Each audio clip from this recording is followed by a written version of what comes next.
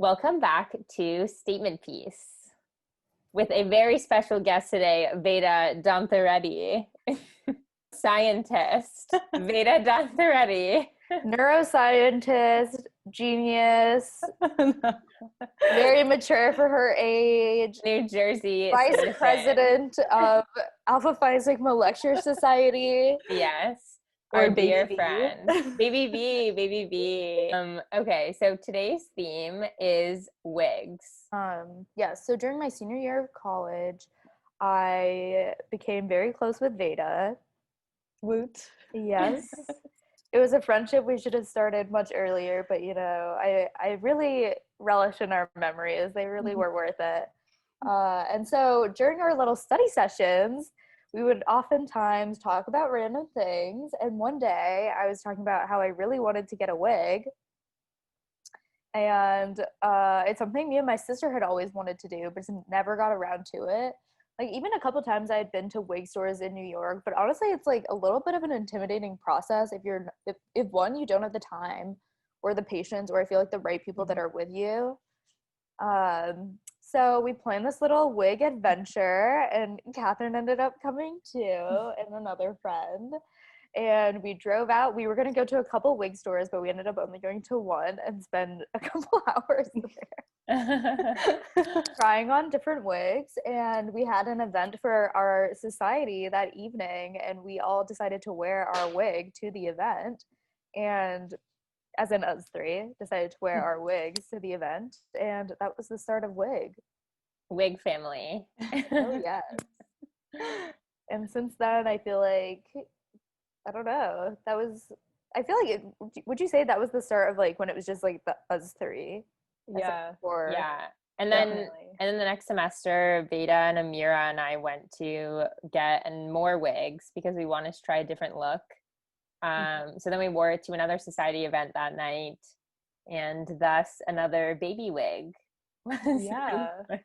I'm glad we're leaving that legacy of wigs. I know. I mean, hopefully if we can have any sort of events in the spring, I can continue that. Veda, you have to. I know. I have to. But no, I would definitely say that the first time that the first time in my memory that us three hang out was the first time when we went to the wig store. Like, I didn't know Catherine before. I think I had ran into her maybe once before the meeting, and that was and I think it was like at like Lulu, our dining hall at Wellesley, and I was like looking like at my height, like my eye level, and then I see someone peering over me. And I like look up, and then Catherine's like, hi, and then I'm like and I was like, I don't know, I think I was just like in my own, I don't even know what I was thinking, but I wasn't like paying attention. And I was like, oh, hey. And then I like walked away because I thought Catherine was so intimidating because she's so tall. And I had looked at her Instagram before and be like, whoa. But I think we bonded over our wigs. Yeah, that's a squad. For sure. I'm glad we all came together during that moment. So, question for you two. I mean, I was already interested in wigs at that moment of time, but why did you both come with me? What made wigs interesting to you? Do you want me to go first? Yeah. Okay. Well, I think I was really interested in it because I have really curly hair, obviously, and it's really hard for me to straighten it or do it, or if I want it straight, I can't do it myself because it takes me such a long time and it just doesn't look as good. And I'd rather wear like my curly hair as it is than having like straightened hair that doesn't really look that good. So I wanted to try it on because, I don't know, I wanted to like kind of, a wig is almost like putting that on is like less work than me having to go through like the process of like blow drying it and straightening it. So I thought it'd be fun to like be able to try a new hairstyle, but also a hair color. I've never dyed my hair before, and I don't think I ever will because I don't want to like damage it by putting color on it, and I think it would just damage my curls. So it's an exciting way to like try something new without having to do anything permanent. Catherine? Yeah. Yeah, I think for me it's the same. I've always wanted to try new colors, but I would never dye my hair. I think because growing up my mom had black hair, and like many Asians wanted to dye it lighter. And so she would always show her hairdressers pictures of my hair, and then try and emulate it. And so I think my mom always ingrained in me that I should never dye my own hair because I have the color that she would want.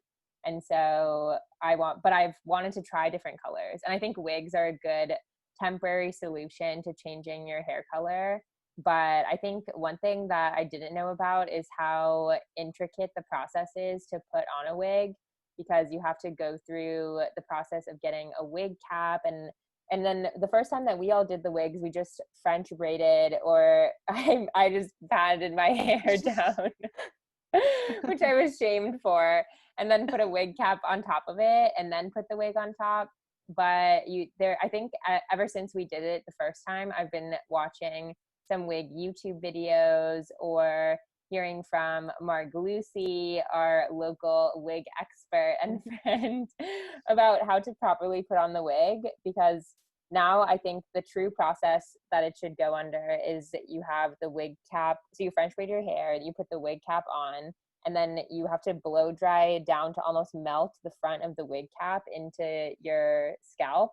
And then you have to also cut the wig netting at the front, and then cut some of the hairs at the front to make them look like baby hairs. And then you have to be able to lay the baby hairs to make them look more natural. And then the wig is set, and you have to clip it in and stuff. But it takes so much time, and you have to be really intricate. Otherwise, it just looks like those random sorority parties where girls buy like hot pink wigs. Yeah, that's true. I know it was hard for me because I also have a difficult time French braiding my hair. So Sita literally had to like French braid my hair, and it took forever because it was just so thick. And I remember when we were buying the wigs, the guy like saw my hair. This might have been, I think this was the second. No, I think it was the first time too. Yeah, you were he was there. like, "Oh, you should only look at these ones. Yeah, like, you shouldn't even consider these." Yeah, he was like, "You have so much hair. Like, I don't think it'll like you like won't be able to put this on." Oh. And yeah, and then he was like, and then I was like, "Oh, like do not." I was confused because I feel like a lot of his clients would be people who do have like a lot of like thick curly hair, because I feel like those are people who want to experiment with wigs a lot. But he was saying that I was like in the top 1% of his most like thick haired clients, which I thought was kind of interesting. That's kind of odd. Yeah, it was a little odd. But I feel like we made it work regardless, right? Yeah, that's true. Like I had people, when I posted like pictures of us on Instagram with our wigs, my friends that were still my friends from high school like saw my photos, and they actually thought I dyed my hair. Because that was the best part. Yeah. And I remember I was walking around campus, and I ran into an old teammate of mine, and she was like, "Wait, I thought your hair was pink." And I was so flattered. I was like, "You thought that was real?" It did look really good though. You could pull it off. Yeah, we all looked really good. We did. I was surprised at how different I felt. I was wondering how it would change my perception at like parties or events from other people, because I think I remember my Phi Sig Big had blonde hair, and she would always attract kind of like really alt people because she was an Asian with blonde hair. And so if I was an Asian with silver hair, which was the color of my first wig, then I wondered if I would attract kind of a different crowd, or different types of people would want to talk to me. Because otherwise I think with brown hair, I just look like a wholesome gal. So did different types of people approach you? No, not noticeably, but maybe also just because I'm tall.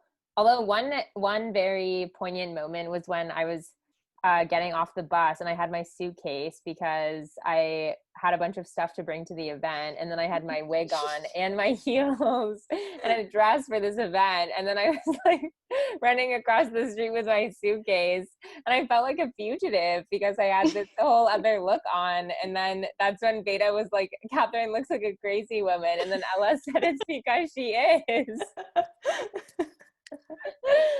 I have this memory ingrained in my mind. You were like running across the street at Harvard Square, like going into like that sushi place or something. Oh yeah, poke bowl. Oh yeah, not sushi. Not sushi. Oh my goodness.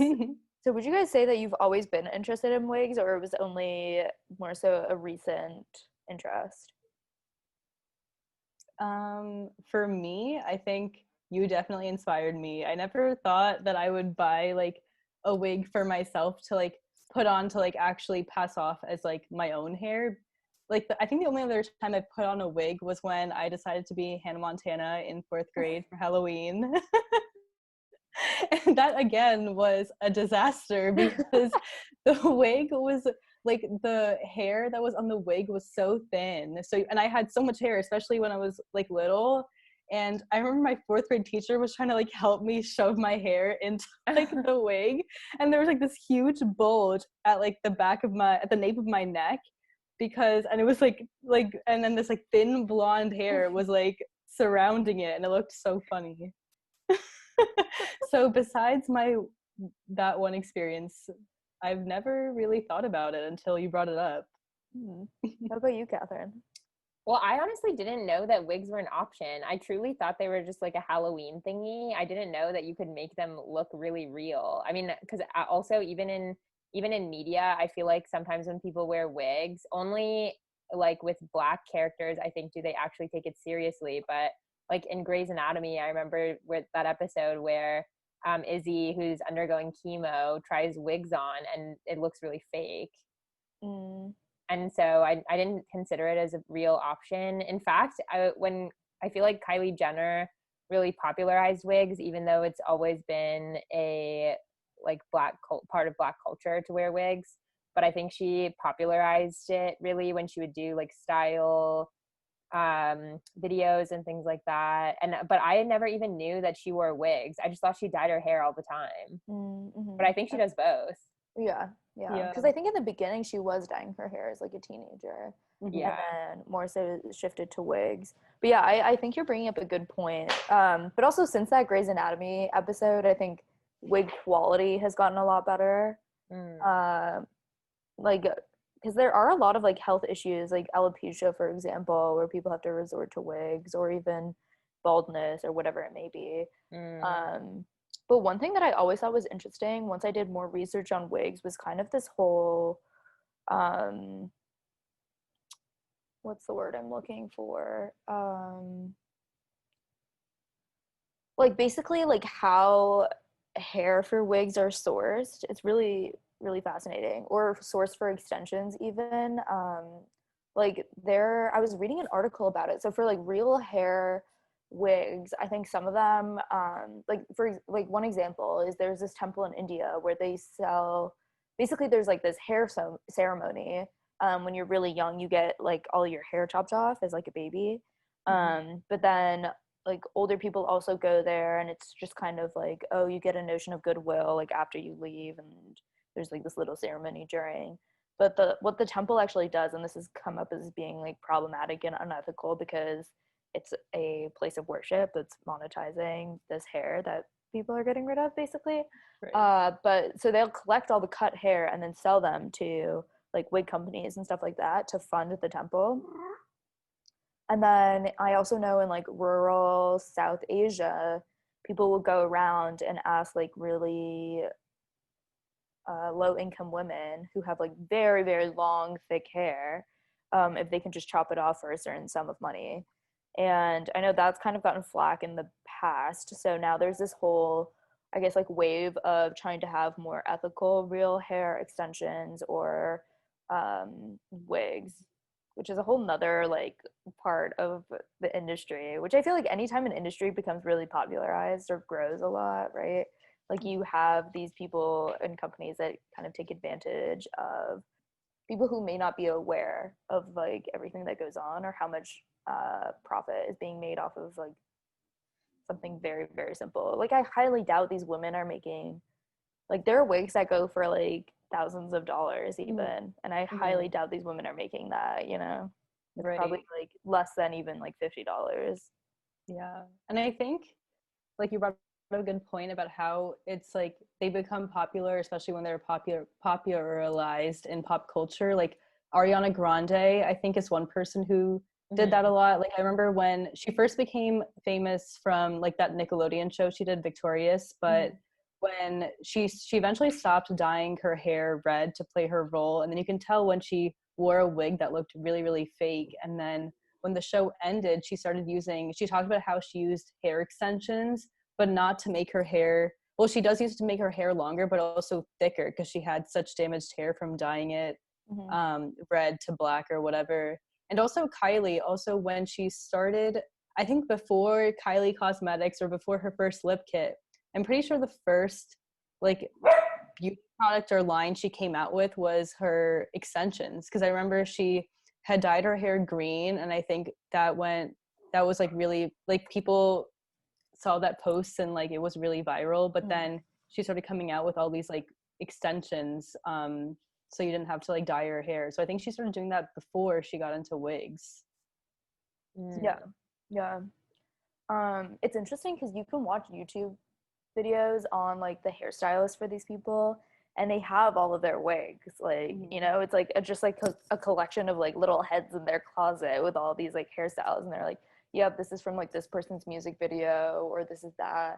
And like Ariana Grande's like ponytail extensions are insane. It's literally just like this long mane of hair like hanging in someone's closet. Me with my long wig. So long.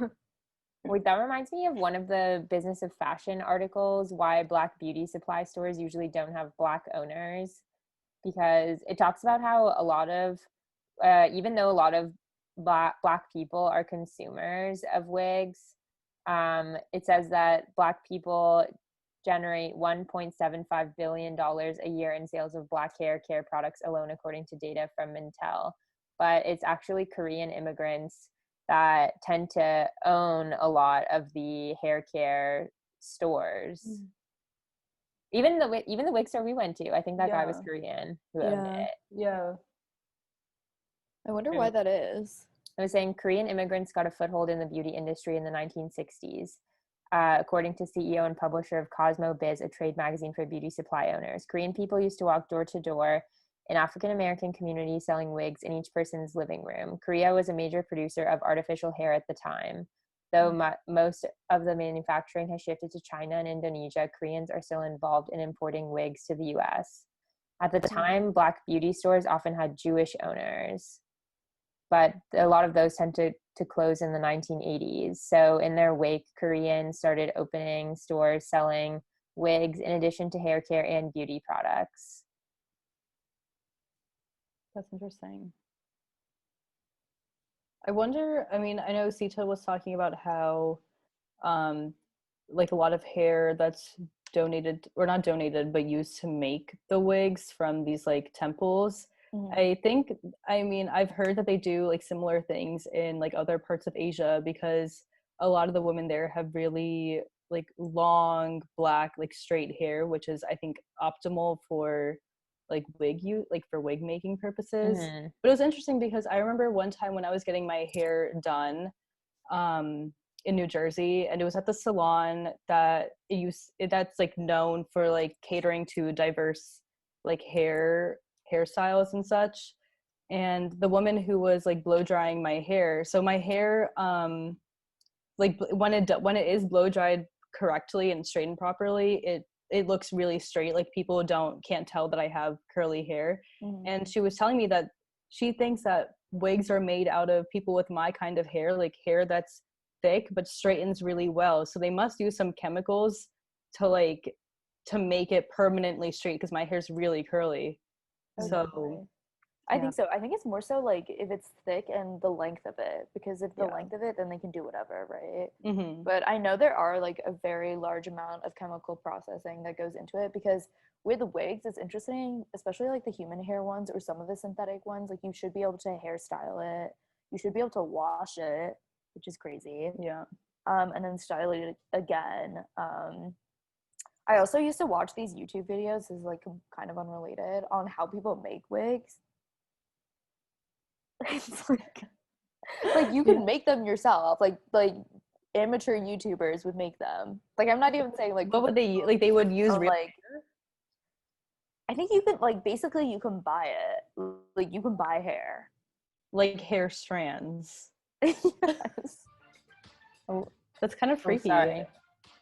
Okay, so I'm reading this article from wigsunlimited.com, very reputable source, about how they make wigs. It says forming the wig base. They start with a measurement around a mannequin head, and they choose the hair. Most wig hair is human, but others can be made from synthetic fibers or a range of animals like goats, yaks, and rabbits. You know, so you know how the ones that we got like that first time, it was like a lace front, so they use like a lace cap. But like there are other ones that use like literally just like a cotton cap or something. Mm-hmm. My first one was actually like that. My second one that was like purple and gray had a lace front, but the first one, yeah, it didn't have any of that. Like I think it wasn't as I think it was like on the cheaper side, so it didn't have all of that. But the reason why I think it didn't look super fake on me was because I have black roots and I have like a lot of baby hair, so it kind of like blended. Oh yeah. I know, because that also so interesting. Yeah, I think if I got any other wig though that didn't have black roots, I feel like it would just be so obvious that I was wearing that's how I something felt else. Yeah, like I needed to have, because both of mine, they were like the first one was hot pink and the second one was purple, but I think the fact that they had like the black roots just made it look way more natural. Yeah, I think so too. I also think it's because we have darker features. So anytime, like I remember when Catherine was trying on this blonde wig, right? Like I think I tried it on too, but it just looked like a little off. Yeah. Reason. And then the two wigs that I ended up getting, both had black roots. Yeah. Well, what is your guys' favorite part of wearing a wig? Well, for me, I think all the wig colors that I have are really bold. So I think like just like the attention or like the attention you get when you're wearing something, when your hair is like such a fun color. I think that's my favorite part. Or like the comments, like people will like ask you about it. Yeah, that's true. It's a good conversation starter. I think for myself, it's just like another accessory. Like that would be your statement piece. True. That's so true. I know I sounded a little conceited, but besides the attention, but I think it's a fun way to like experiment with something new. And like for myself, like my style and just like how I put myself together, I think definitely changed. Which I think is a cool part of like reinventing your look and putting something else out there. It makes me feel edgier. I think it's interesting because it can also be a form of expression, but I think also, especially for people with really curly hair, it can also be seen as a sense of the opposite of expression.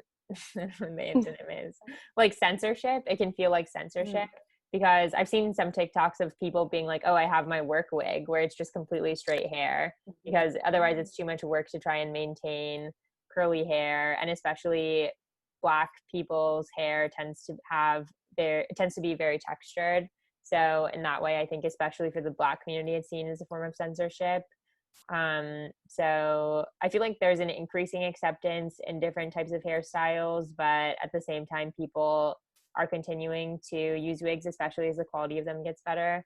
Like one of the Business of Fashion articles I found was called Building the Glossier of the Black Hair Market. And it discusses this entrepreneur named Freddie Harrell, who created a D2C business called Rod Swan. But basically in the article, it also discusses the wig industry in general. And it says between 2015 to 2019, the use of braids and extensions amongst Black consumers in the US rose 64%, while the use of wig hairstyles increased 79% and weave styles are up 47%, Mintel research shows.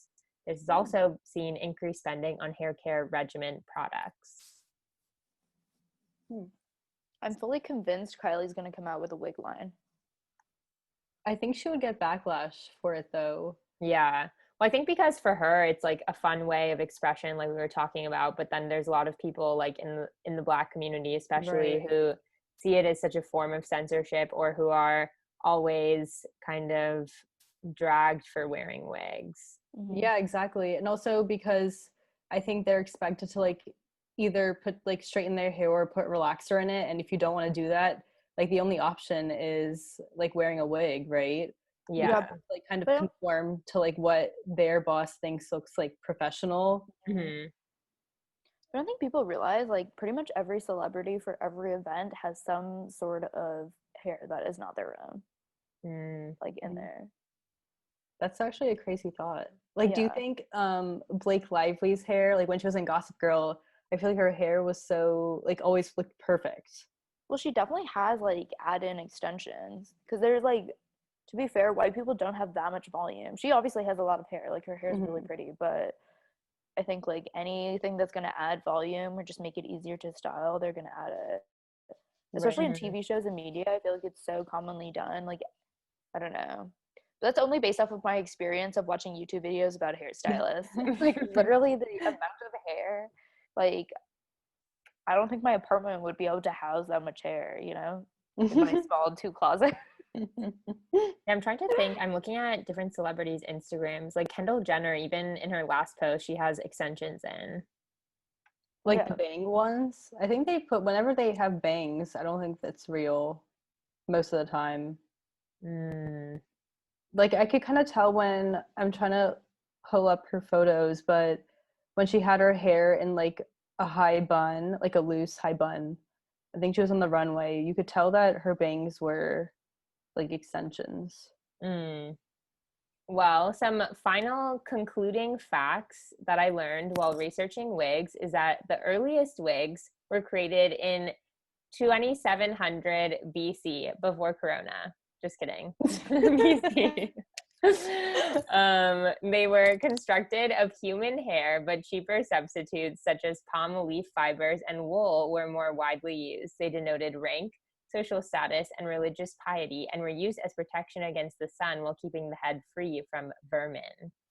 I feel like that makes sense. In a lot of biblical cartoons, they always have wigs.